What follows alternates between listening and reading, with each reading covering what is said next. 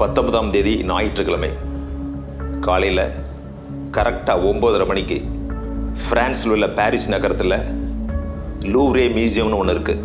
அந்த மியூசியத்தில் 7 நிமிடங்களில் கிட்டத்தட்ட 1100 கோடி ரூபாய் மதிப்புள்ள பிரிசியஸ் ஜுவல்ஸ், ஆர்னமெண்ட்ஸ், அரிய நகைகள், பழங்கால நகைகள், அரசிகள், மன்னர்கள் பயன்படுத்திய நகைகள், இதெல்லாம் அப்படியே திருடிட்டு போகிறாங்க.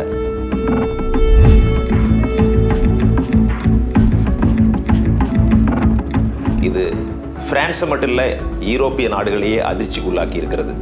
இந்த லூவ்ரே மியூசியம் உலகத்திலேயே உள்ள மிகப்பெரிய மியூசியங்களில் ஒன்று. உலகத்திலேயே அதிகமான பார்வையாளர்கள் தினம்தோறும் வந்து பார்ப்பது இந்த லூவ்ரே மியூசியம். இந்த லூவ்ரே அப்படின்னு இருக்கு, LOUVRE. இதை ஃப்ரெஞ்சில் லூ அப்படின்னு சொல்லுவாங்க. இதை நம்ம சொல்கிறப்ப ஆங்கிலத்தில் லூவ்ரேன்னு சொல்லலாம், இல்லைன்னா லூ மியூசியம் அப்படிங்கிறது சொல்லலாம். நம்ம லூவ்ரேனே சொல்லுவோம். இந்த லூவ்ரே மியூசியத்தில் பெயிண்டிங்ஸ், நிறைய arts, party crafts, jewels, diamonds இதெல்லாமே இருக்குது. இதில் மொத்தம் 33,000 பெயிண்டிங்ஸ் இருக்குது. என்னென்ன paintings? Rome, Greek, Egyptian, Mesopotamia இது போன்ற பல்வேறு நாடுகளிலிருந்து கொண்டு வரப்பட்ட ஓவியங்கள் எல்லாமே இங்கே இருக்குது. அது மட்டுமல்ல, இது எப்பொழுது இந்த லூவ்ரே மியூசியம் ஒரு மியூசியமாக மாற்றப்பட்டது என்று சொன்னால், பிரெஞ்சு ரெவல்யூஷன் முடிந்த உடனே நெப்போலியன் தான் பிரெஞ்சு ரெவல்யூஷன், பிரெஞ்சு புரட்சி வருவதற்கு காரணம். அவர் வந்த பின்னாடி தான் 1789 பிரெஞ்சு புரட்சி.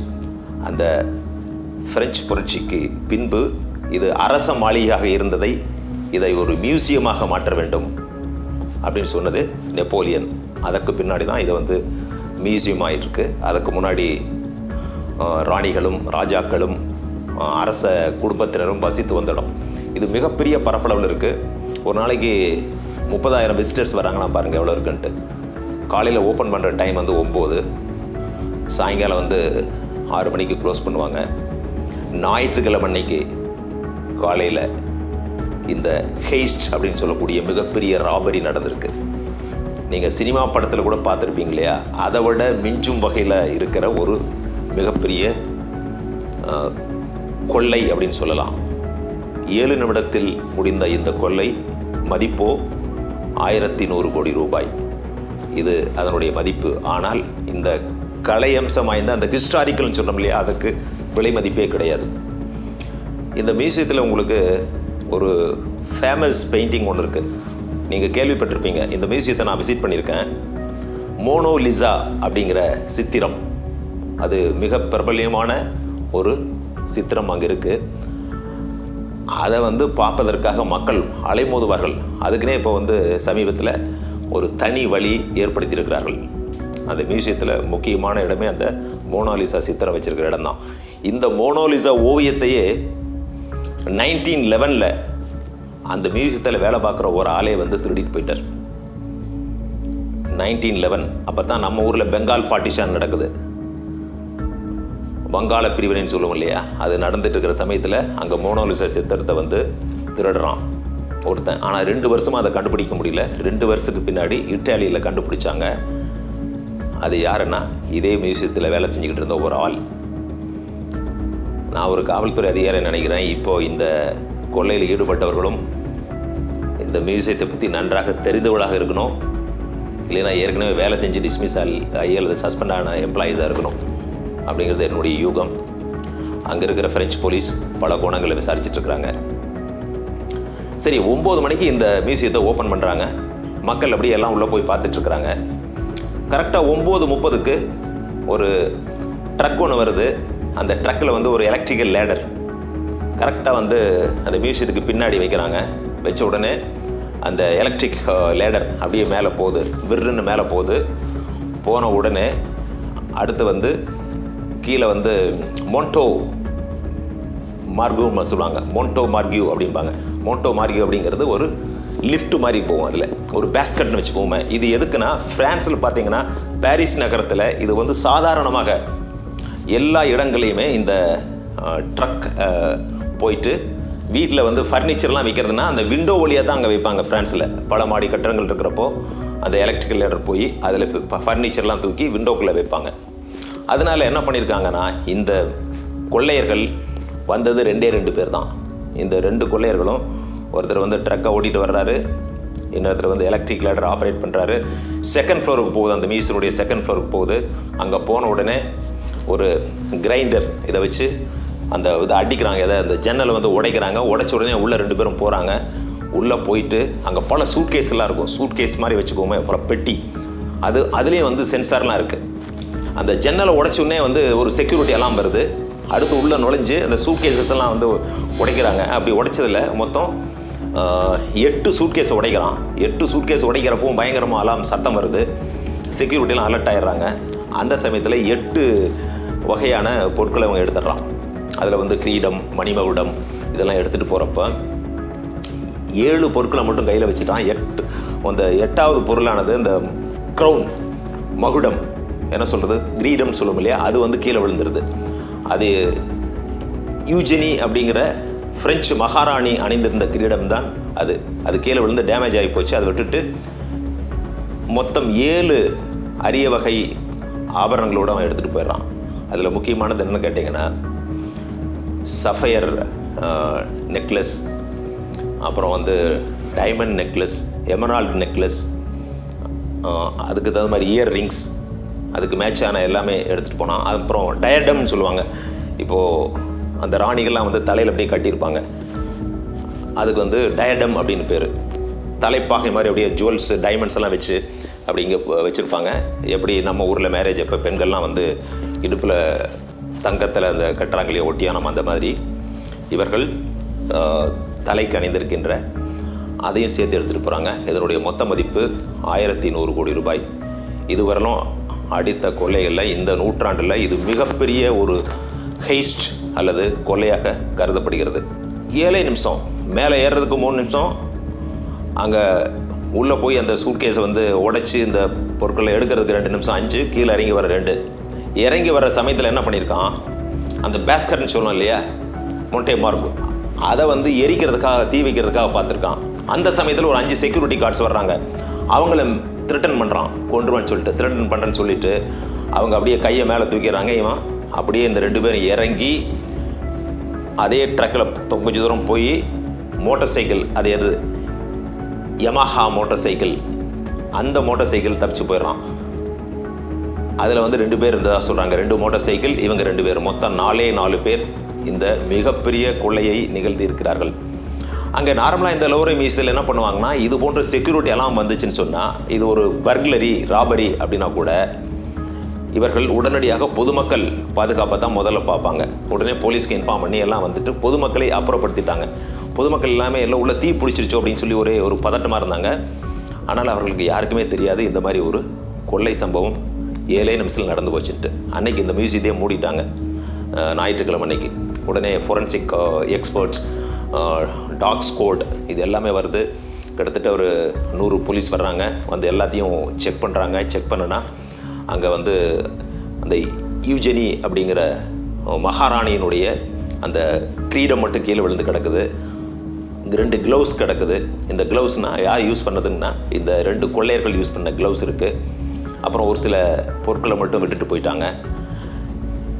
இதை வந்து மிகப்பெரிய அதிர்ச்சி. ஃப்ரெஞ்சு அதிபர் இமானுவேல் மெக்ரான் என்ன சொல்லியிருக்காருன்னா, it is assault on the heritage of French அப்படின்னு சொல்லியிருக்காரு. நம்முடைய கலாச்சாரத்தின் மீது தொடுக்கப்பட்ட தாக்குதல் அப்படின்ட்டு. அப்புறம் எதிர்க்கட்சி தலைவர்கள்லாம் என்ன சொல்லியிருக்காங்கன்னா, இந்த அரசு வந்து இவ்வளவு ஒரு முக்கியமான ஒரு மியூசியத்தில் இருக்கிற பொருட்களை பாதுகாக்க முடியல அப்படின்னா இவங்க எப்படி நாட்டை பாதுகாக்க முடியும் அப்படின்ட்டு. இப்படி நம்ம ஊரில் சொல்லுவோம் இல்லையா, சட்டம் ஒழுங்கு சரியில்லை அப்படின்னு சொல்கிற மாதிரி, அங்கே இந்த ஃப்ரெஞ்சு கவர்மெண்ட்டை வந்து சரியில்லை. இந்த மியூசியத்தை காப்பதற்கு, இந்த மியூசியத்தை பாதுகாப்பாக வைத்திருக்க முடியவில்லை. இந்த மியூசியத்தையே பாதுகாப்பாக வைத்திருக்க முடியவில்லை என்று சொன்னால் இந்த நாட்டை எப்படி பாதுகாப்பாக இந்த அரசு வைத்திருக்கும் அப்படின்னு சொல்லி அங்கே இருக்கிற எதிர்க்கட்சிகள்லாம் அறிக்கை விட்டுருக்குறாங்க. இந்த சமயத்தில் மெக்ரான் என்ன சொல்லியிருக்காருன்னா, நாங்கள் அவர்களை எங்கிருந்தாலும் தேடி கண்டுபிடிப்போம் அப்படின்னு சொல்கிறாரு. 100 பேர் ஃபார்ம் பண்ணியிருக்கிறாங்க டீம்.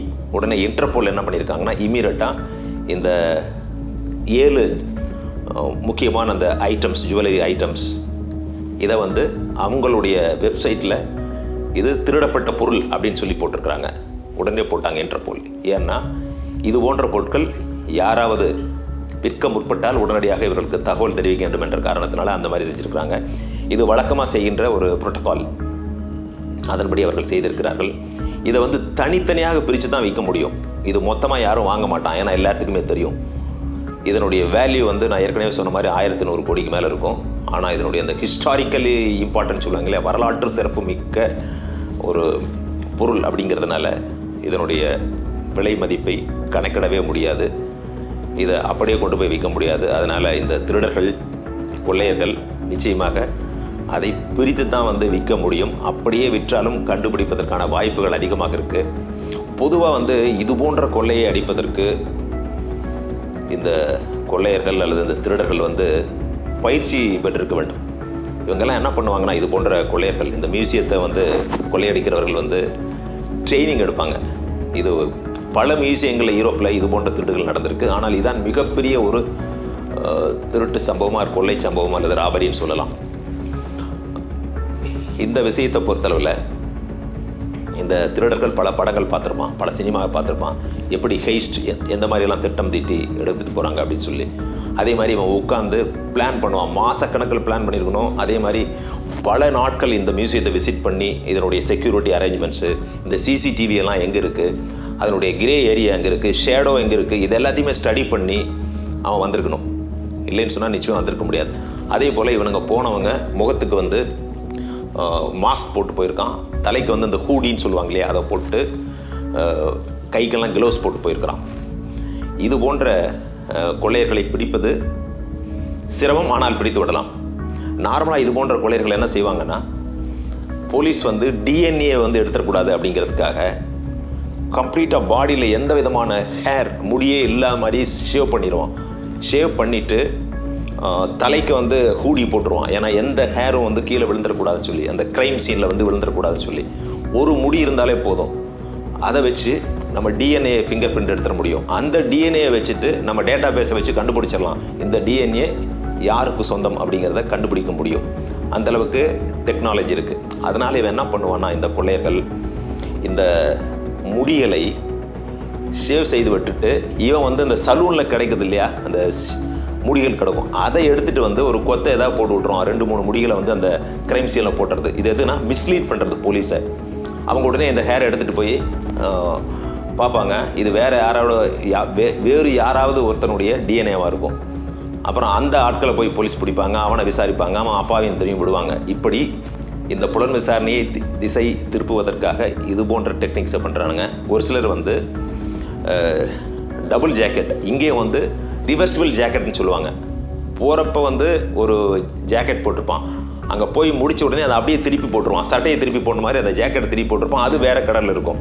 ஏன்னா இதெல்லாமே வந்து அங்கே இருக்கிற செக்யூரிட்டி கார்ட்ஸ் வந்து குழப்பம் ஏற்படுத்துவதற்காக இந்த மாதிரியெல்லாம் வந்து ஸ்ட்ராட்டஜி, வியூகமெல்லாம் எடுத்து தான் இந்த கொள்ளையர்கள் வந்து திட்டம் போட்டிருக்காங்க.